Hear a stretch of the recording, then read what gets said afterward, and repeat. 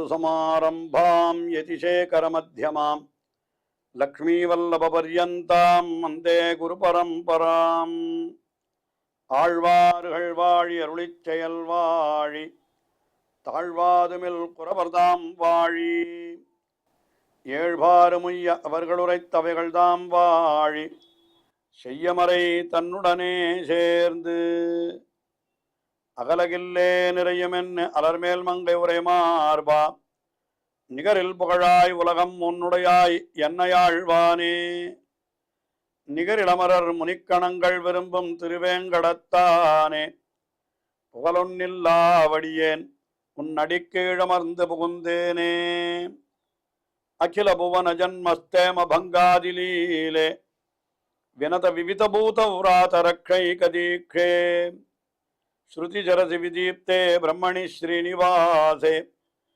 பவது மம பரஸ்மின் சேமுழி பக்தி ரூபா श्रीमान वेंकटनाथार्य कवितार्किक केसरी वेदांताचार्यवर्यो मे सन्निधत्तां सदा हृदि ஸ்ரீரங்கநாதனுடைய பாதுகைகளை குறித்து ஒரே இரவிலே 1000 ஸ்லோகங்களை அருளி செய்தார் வேதாந்த தேசிகன். அந்த ஸ்தோத்திரம்தான் ஸ்ரீ பாதுகா சகஸ்ரம் என்று வழங்கப்பெறுகிறது. பாதுகையினுடைய பெருமைகள் பல்வாறு விதங்களிலே நமக்கு அதை மிகவும் விசதமாக எடுத்து அருளி செய்கிறார்.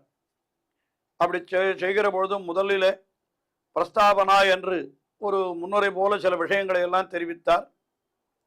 அதனுடைய திருநாம வைபவத்தை தெரிவித்தார். அதனுடைய பெருமைகளை தனியா ஒரு பிரபாவ பத்ததி என்று ஒரு 3வது பத்ததியிலே தெரிவித்தார்.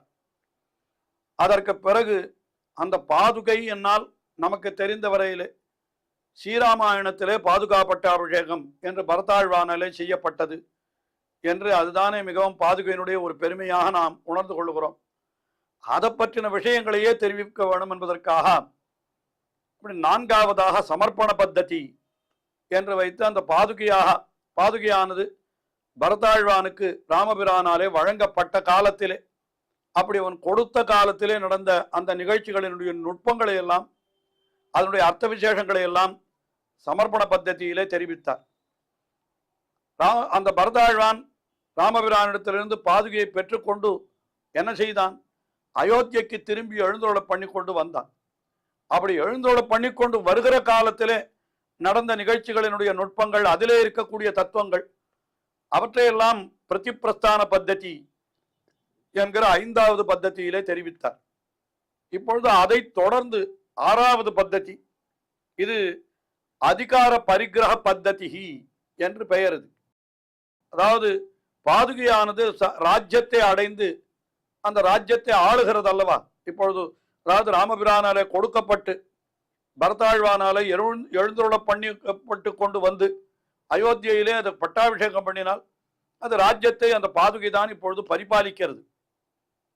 அந்த அதிகார பரிகிரகம் என்னால் அந்த அதிகாரத்தை ஏற்றுக்கொள்ளுதல், அது விஷயமான நிகழ்ச்சிகள், அதில் இருக்கிற நுட்பங்களை எல்லாம் மிக அற்புதமாக ஒரு 40 ஸ்லோகங்களிலே வர்ணிக்க தொடங்குகிறார் வேதாந்த தேசிகன் என்று பார்க்கிறோம். இப்பொழுது அதில் 141வது ஸ்லோகம், இந்த 141வது ஸ்லோகத்திலிருந்து 180வது ஸ்லோகம் வரைக்கும் அதிகார பத்ததி. இதில் 141வது ஸ்லோகம், இதில் என்ன சொல்லுகிறார் என்னால் பாதுகையினுடைய பெருமை அது எப்படி தெரிகிறது, அதோடு கூடியிருக்கிற காலத்தில் ஏற்படுகிற சிறப்பு, அது இல்லாமல் இருக்கிற காலத்தில் ஏற்படுகிற குறை, இதை வைத்தே பாதுகையினுடைய பெருமையை நாம் தெரிந்து கொண்டு விடலாம் என்பது போல ஒரு கருத்தை மிக அழகாக இந்த ஸ்லோகத்திலே தெரிவிக்கிறார். அந்த அப்படிப்பட்ட பாதுகை, அதை நாம் இங்கே துதிக்கிறோம் என்று சொல்லுகிறார். அது அந்த பாதுகை எப்படி இருக்கிறதுன்னு கேட்டா, எனக்கு எஜமானியாய் இருக்கிறது என்று இந்த ஸ்லோகத்திலே தெரிவிக்கிறார்.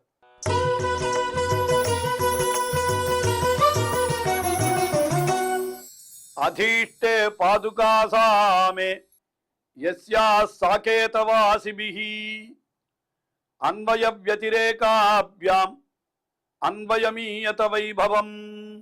பாதுகாசா அதீஷ்டே என்ன, அதாவது அந்த பாதுகையானது எனக்கு அதிஷ்டாத்தாவாய், அதாவது எனக்கு எஜமானியாய் இருக்கிறது என்று சொன்னார்.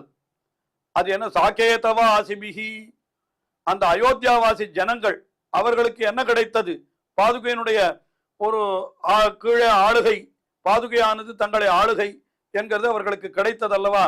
அதனால என்ன சொல்றார்? எஸ்யாஹா வைபவம், அந்த பாதுகையினுடைய வைபவத்தை அவர்கள் எப்படி தெரிந்து கொள்ளுகிறார்கள் என்று சொன்னால், அன்வய வியதிரேகாபியாம், அன்வயம் என்னால் பாதுகையோடு கூடியிருத்தல், வியதிரேகம் என்னால் பாதுகையை விட்டு பிரிந்திருத்தல்.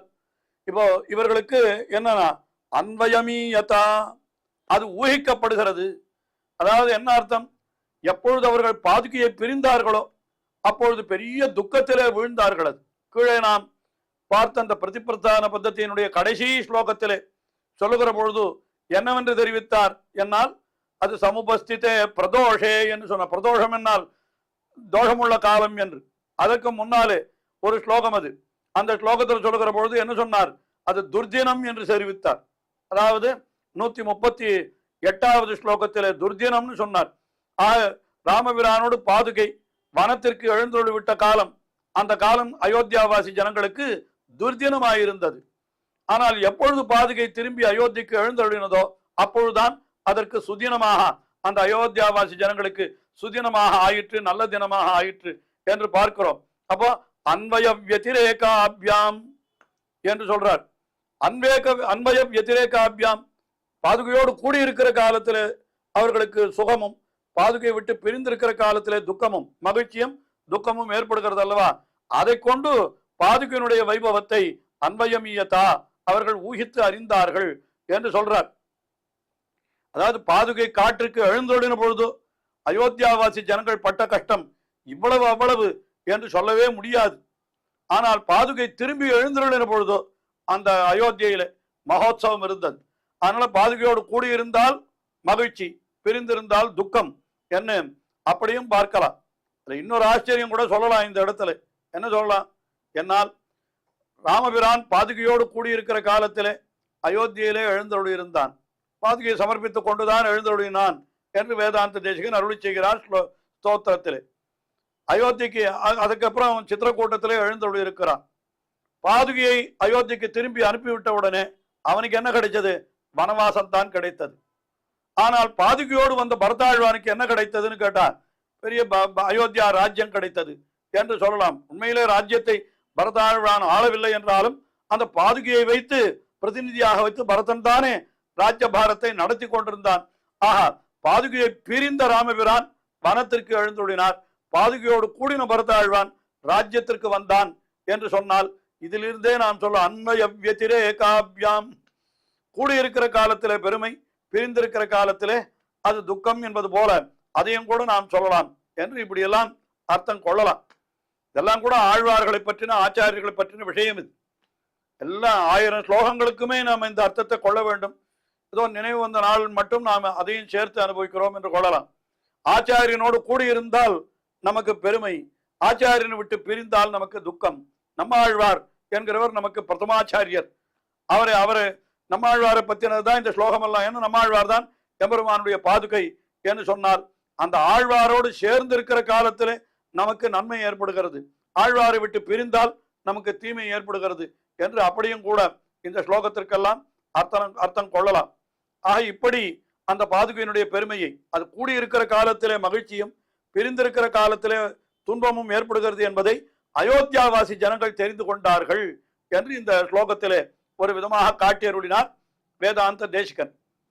அதுக்கு அடுத்தபடியாக இந்த பாதுகை ராஜ்யத்தை ஏற்றுக்கொண்டதோ இல்லையோ, இனிமேல் தான் ராஜ்யத்தை ஆளுகிறேன் என்று அந்த இடத்துல ஒரு அற்புதமான விஷயத்தை வேதாந்த தேசிகன் தெரிவிக்கிறார். என்ன தெரிவிக்கிறார் என்று பார்ப்போம்.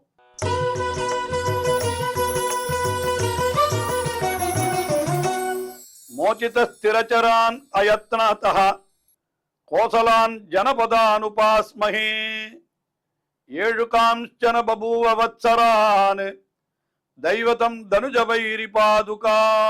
இந்த பாதுகையினுடைய ஒரு ராஜ்யத்தின் கீழே இருந்தபடியினாலே தான் அயோத்தியாவாசி ஜனங்களுக்கெல்லாம் மோட்சம் கிடைத்தது. அதாவது சாந்தானிக லோகத்தை அடைந்தார்கள். எல்லாம் ஆழ்வாருடைய பாசுரத்திலே நற்பாலயோத்தியில் வாழும் சராச்சரம் முற்றவும் நற்பாலு குய்த்தனன் நான்முகனாறு பெற்ற நாட்டுளே என்று நம்மாழ்வார் அருளி செய்த பாசுரத்திற்கு பாதுகேசரி அழகமணவாள ஜீயர் சாகேத முக்தி பிரதானாத் என்று இந்த அர்த்தத்தை தான் காட்டினார். அந்த வாதிகேசரி ஜீயர் காட்டின அதே அர்த்தத்தை அனுசரித்து வேதாந்த தேசிகன் தம்ரோப தாத்பரிய ரத்னாவளி என்கிற திருவாய்மொழியுடைய சாரமான கிரந்தத்திலேயும் அந்த சாகேத முக்திதானாத் என்றே காட்டி இருக்கிறார். அந்த அர்த்தத்தை தான் இங்கே சொல்லுகிறார் என்றே கொள்ளலாம். அதாவது இதை குலசேகர பெருமாள் தம்முடைய பெருமாள் திருமொழியிலே காட்டுகின்ற பொழுது அன்னுசராசரங்களை வைகுந்தத்தேத்தி என்று ஒரு விஷயத்தை சொல்லுகிறார். சராச்சரங்களை எல்லாம் வைகுந்தத்திலே எம்பெருமான் ஏற்றினான், எல்லாரையும் மோட்சத்திற்கு அழைத்து சென்று விட்டான் என்று சொல்லுகிறார். ஆனால் இந்த சரம் என்கின்ற ஆத்மாக்கள் அவர்கள் சரீரத்தோடு கூடியிருந்தால் அவர்கள் மோட்சத்திற்கு போவதற்கு ஏதோ சில அனுஷ்டானங்களை செய்திருக்கிறார்கள் என்று கொள்ளலாம். இந்த அச்சரம் இருக்கிறதே, அச்சேதன பொருள்கள், அவைகளுக்கு எப்படி மோட்சம் கிடைத்தது என்றால் அதை மிகவும் சமத்காரமாக இந்த ஸ்லோகத்திலே வேதாந்த தேசிகன் காட்டுகிறார் என்றே கொள்ளலாம். என்ன சொன்ன மோச்சித ஸ்திரச்சரான் அயத்தனதா, என்ன பண்ணினான் எல்லாரையும் அயத்தனதா ஒரு எத்தனமும் பண்ணாமல் இவர்கள் இருக்கிற பொழுதே இவர்கள் அத்தனை பேர் ஸ்திரன் சரண், ஸ்திரன் என்னால் ஜீவாத்மாக்கள், அதாவது சரண் என்னால் ஜீவாத்மாக்கள், ஸ்திரன் என்னால் அந்த சரீரங்கள் அச்சேதனங்கள், கோசல ஜனபதான், அப்படிப்பட்ட கோசல ஜனபதான் எல்லா கோசல ஜனபதங்கள் அத்தனை பேரையும் மோட்சத்திற்கு அழைத்து சென்று விட்டதான் அந்த பாதுகை. 7 காம்ஸ்சன பபூவ வத்சரானு, அதுல என்ன ஆயிடுதுன்னா இவ எல்லாரையும் அப்படி பரமபதத்திற்கு அழைத்து கொண்டு சென்றான் என்று சொன்னால் எல்லாரும் என்னாச்சு, சம்சாரத்திலிருந்து அவர்கள் எல்லாம் விடுபட்டு விட்டார்கள். கோசல ஜனபதான், அப்படிப்பட்ட அந்த பாதுகையை நாம் உபாஸ்மகே என்றார். அவெல்லாம் எப்படிப்பட்டவர்கள் என்றால் ஏஷு அந்த யாதொரு தேசங்களிலே தனுஜ வைரி பாதுகா, அசுரர்களுக்கு சத்ருவான அந்த பாதுகை என்ன பண்ணித்துன்னு கேட்டா காம்சன சம்வத்சரான் தெய்வதம் பபூவா, ஒரு சில வருஷங்கள் அது அந்த பாதுகையானது அயோத்தியிலே ஆராதிக்கப்பட்ட காரணத்தினாலே தான் இந்த பேரு அவர்களுக்கு கிட்டியது என்று. அதாவது யாரும் எந்த காரியத்தையும் பண்ணாமல் மோட்சத்துக்கு போவது என்பது மிக மிக அரிது. ஆனால் ஒரு சில காலங்கள் அந்த பாதுகையை அயோத்தியில அவர்கள் ஆராதித்தார்கள் இல்லையா, அதனுடைய பயனாக எல்லாருக்கும் மோட்சம் கிடைத்தது. அதாவது பாதுகை வேடிக்கையாக சொல்லுவதுண்டு, ராமபிரான் பாதுகை அயோத்திக்கு போக சொன்னானாம். நான் போக மாட்டேன் என்றுதான் பாதுகை, நான் போக மாட்டேன், உன்னை விட்டு நான் போக மாட்டேன், இல்ல அயோத்தியாவாசி ஜனங்கள் அவர்களை எல்லாம் நீ தான் ஆள வேண்டும், அதற்காகத்தான் போகிறேன், அது போக வேண்டும் நீ அப்படின்னு சொல்லித்தான். உடனே பாதுகை சொல்லித்தான், சரி நான் போவேன், ஆனால் ஒரு நிர்பந்தம், நான் சொல்லுகிறபடி நீ ஒப்புக்கொள்ளணும். சரி ஒப்புக்கொள்கிறேன், என்ன சொல்லணும், நான் போனால் யாராருக்கெல்லாம் நான் மோட்சம் கொடுக்குறேனோ அத்தனை பேரையும் நீ மோட்சத்துக்கு அனுப்பணும், அதை தடுக்கவே கூடாது என்று என்ன பண்ணித்தான். தான் பாதுகை என்கிறது ஒரு அச்சேதனம் தானே, தன்னை போல அச்சேதனங்களுக்கு மோட்சம் கொடுக்கணும் என்று பாதுகைக்கு தோணி விட்டது. அதனால என்ன பண்ணித்துனா தான் ஆட்சியில் இருந்த காலத்திலே எல்லாருக்கும் மோட்சம் என்று ஒரு ஓலை எழுதி கையெழுத்து போட்டு விட்டது பாதுகை என்று வைத்துக் கொள்ளுங்கள், ஒரு உத்தரவு போட்டு விட்டது. அந்த உத்தரவின் காரணமாகத்தான் ராமபிரானுடைய அவதாரம் முடிகிற காலத்துல எல்லாரும் மோட்சத்திற்கு போனார்கள். இது ஒரு சில காலம் ஆட்சியில இருந்தாலும் அந்த ஆட்சியில போட்ட உத்தரவானது எல்லா காலத்திற்கும் செல்லுபடி ஆகிறதோ இல்லையோ, அது போலத்தான் இது என்று கொள்ளும்படியாக இப்படி மிகவும் சமத்காரமாக அழகாக வேதாந்த தேசிகன் இந்த ஸ்லோகத்திலே சாதிக்கிறார். ஒரு சில காலம் ஆட்சியிலே இருந்து எல்லாராலும் ஆராதிக்கப்பட்டபடியினாலேதான் அயோத்தியிலே இருந்த அத்தனை சேத்தனங்களும் அந்த சாந்தானிக லோகத்தை அல்லது மோட்சத்தை அவர்கள் அடைந்தார்கள் என்று இப்படி பாதுகையினுடைய பெருமையை இந்த ஸ்லோகத்திலே தெரிவிக்கிறார். தொடர்ந்து அனுபவிப்போம். ஸ்ரீயக்காந்தாய கல்யாண நிதயேர்த்தினாம் ஸ்ரீவேங்கட நிவாசாய ஸ்ரீனிவாசாய மங்களம். ஸ்ரீமத் சுந்தர ஜாமா திருமுனிமார்தவாசினே சர்வலோக நிவாசாய ஸ்ரீனிவாசாய மங்களம்.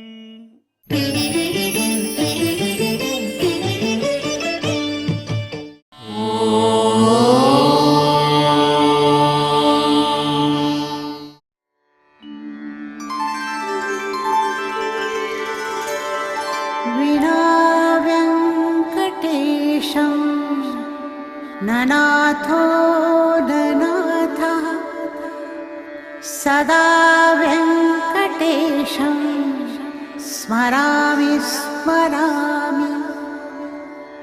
हरे वेङ्कटेश प्रसीद प्रसीद. प्रियं वेङ्कटेश प्रयच्छ प्रयच्छ